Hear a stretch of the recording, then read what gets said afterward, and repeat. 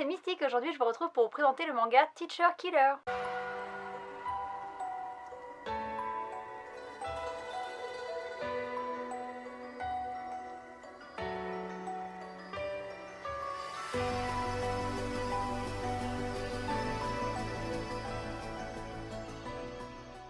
Je vous retrouve aujourd'hui avec un titre qui se passe encore dans le milieu scolaire malgré le fait que le mois de septembre soit terminé depuis un petit moment. Eh bien je vous présente encore un manga de style school manga, mais que voulez-vous, j'ai trouvé le manga parfait pour faire le pont entre la rentrée scolaire et la période d'Halloween. Ce titre c'est Teacher Killer qui est publié chez Soleil Manga et je ne sais pas si c'est un shonen ou un seinen puisqu'il est classé en shonen sur tous les sites où je l'ai trouvé, mais il est dans la collection seinen de Soleil Manga, donc je vous laisserai faire votre choix. Le titre est publié depuis 2017 au Japon, il est en cours avec 5 tomes, en France il est publié depuis 2019 et les 5 tomes qui sont sortis au Japon sont aussi sortis en France, donc je ne sais pas quand arrivera le tome 6. Le dessin et le scénario sont de Sharo Anten, je suis pas sûre de bien avoir prononcé son nom, en tout cas c'est la première série publiée en France de cet auteur, mais il a publié d'autres séries au Japon, environ 5, et il y en a une notamment qui parle aussi d'assassins comme ce titre. Le manga est entièrement en noir et blanc avec une illustration couleur au début, chaque tome coûte 7,99 € et c'est tout ce que je vous dirai pour la présentation. Le prof et moi avons un secret qu'on ne peut révéler à personne. Le prof est un assassin, et moi son élève. Dans ce manga, nous allons faire la rencontre de Sato Ichiro, un jeune professeur très apprécié de ses élèves, particulièrement des filles. Jeune, sympathique, canon, classe, intéressant, il sait même se montrer prévenant et faire preuve d'humour quand la situation le demande. Ce pourrait être le prof idéal s'il ne passait pas ses loisirs à assassiner des gens. Les plus borderline d'entre vous trouveront peut-être que son passe-temps rajoute du charme à sa personne.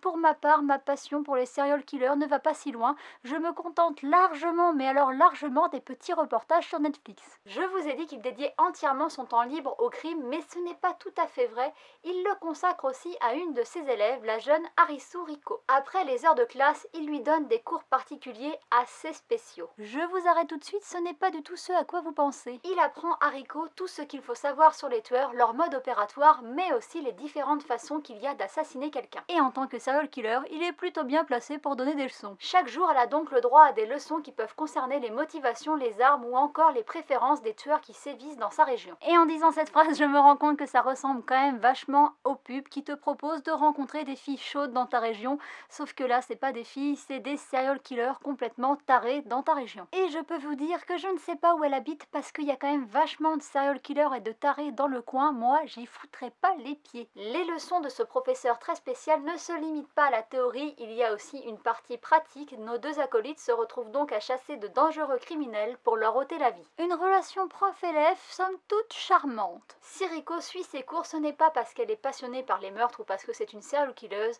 non, si elle le fait, c'est parce qu'elle espère un jour pouvoir venger la mort de ses parents et tuer l'homme qui les a assassinés. Et ce meurtrier n'est d'autre que... roulement de tambour. Si vous voulez le savoir, il va falloir lire le manga.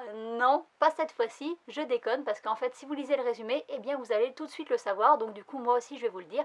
En fait, le meurtrier, on s'en doute un petit peu, mais c'est Sato. Oui, vous avez bien compris. Son prof particulier, c'est le meurtrier de ses parents, et donc qui lui donne des cours pour au final se faire assassiner, puisqu'il est au courant qu'elle veut le tuer. On peut décemment se demander si Riko va réussir à assassiner son prof, ou si la relation qu'elle va nouer avec lui au fil des jours dans leur leçon très spéciale va finir par l'empêcher d'accomplir sa vengeance, et là, pour le savoir, il va falloir lire le manga. Comme d'habitude, pour vous donner mon avis, je commence par les dessins, et je dois bien avouer que les dessins de ce manga sont assez simples et assez classiques. On n'a pas forcément beaucoup de décors, mais par contre, quand ils sont là, ils font bien le taf, et ils nous mettent surtout très bien dans l'ambiance, une ambiance qui est très importante pour ce manga, et qui commence dès le tome 1. Au premier abord, l'atmosphère de ce manga pourrait nous paraître très légère, puisque c'est un prof qui est vraiment cool, très proche de ses élèves, mais dès qu'il endosse son rôle de serial killer, l'atmosphère devient tout de suite pesante, et parfois même très gore. Je dis parfois, mais c'est quand même assez souvent. Les tonalités dans le dessin vont permettre de matérialiser ces deux univers avec d'un côté des tons beaucoup plus clairs quand c'est les périodes qui se passent en classe et qui sont vraiment décontractées, et des tons beaucoup plus foncés quand on tombe dans le côté un petit peu plus glauque. On est quand même sur une chasse au serial killer, donc on va pas faire dans la dentelle. Il y a des moments qui vont être ultra violents, des moments qui vont être gore, qui vont être montrés de manière crue, des combats qui sont vraiment violents, et puis Sato, il il aime bien tuer les serial killers de la même manière que eux ils tuent leurs proies. Donc par exemple, s'il y a un serial killer qui démembre ses victimes, eh bien Sato il va démembrer le serial killer. Et ça on va le voir. Donc du coup j'imagine que ça ne peut pas plaire à tout le monde. Pour ceux qui n'aiment pas la violence, je vous recommande de ne pas vous intéresser à ce titre. Le chara-design est plutôt simple, par contre les expressions sont pas mal retranscrites, notamment tout ce qui concerne la partie beaucoup plus sombre de l'histoire. On va par exemple très bien voir la folie dans les yeux de certains personnages qui sont complètement fous, et puis on va aussi bien voir la différence des deux personnalités de Sato. Elles sont vraiment très bien faites et on voit en fait dans quel mode il est dès qu'on voit son visage. Pour tout le reste, on est sur des choses assez classiques, mais ça met bien en valeur l'histoire quand il le faut, et vous avez compris que le point fort de ce manga, c'est l'histoire. Et quand on sait qu'à la base l'auteur voulait écrire une histoire d'amour, on est en droit de se poser des questions sur l'état de sa santé mentale. Alors même si le scénario nous laisse entrevoir une possibilité, une petite ouverture pour une évolution de la relation entre les deux personnages vers de l'amour, pour l'instant on est clairement sur un duo mentor-élève, saupoudré d'une toute petite touche de flirt. Et cette relation est plutôt compliquée puisqu'on a d'un côté un mec qui prend du plaisir à tuer,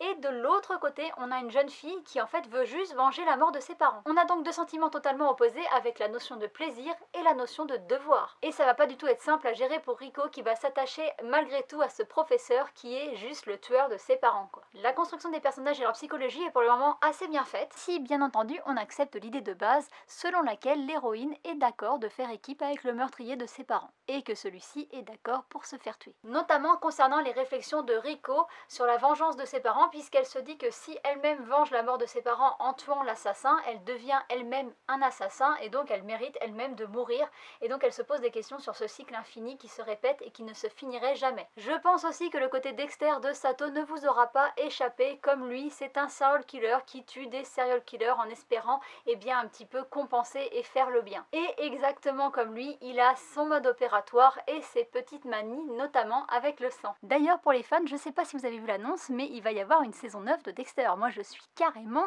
impatiente. Les 5 premiers tomes sont tous pour le moment dans le même ton et ils m'ont tous conquise. On va avoir différentes petites leçons sur les serial killers qui se basent toutes sur un cas concret et donc qui finissent toutes par une chasse à l'homme, et en fil rouge, on va développer les personnages principaux, leur vie et leur motivation, et par la suite il y a des personnages secondaires qui vont arriver et on va en apprendre un petit peu plus sur eux aussi. Le suspense est assez bien amené et perdure malgré le fait qu'on nous ait déjà donné des grosses informations comme le meurtrier des parents, mais on se pose beaucoup de questions sur ce prof très mystérieux et aussi sur la mort en fait des parents. Il y a encore beaucoup de mystères autour de ça. Ma seule peur avec cette série, c'est concernant la fin, puisque j'ai peur que soit on ait plein de tomes et qu'on nous rallonge la série à l'infini, mais je suis pas sûre que ça va arriver puisqu'on a rattrapé la publication japonaise et que le tome 5 au Japon est sorti il y a 1 an, et il me semble que ça fait quand même un petit peu beaucoup pour le Japon.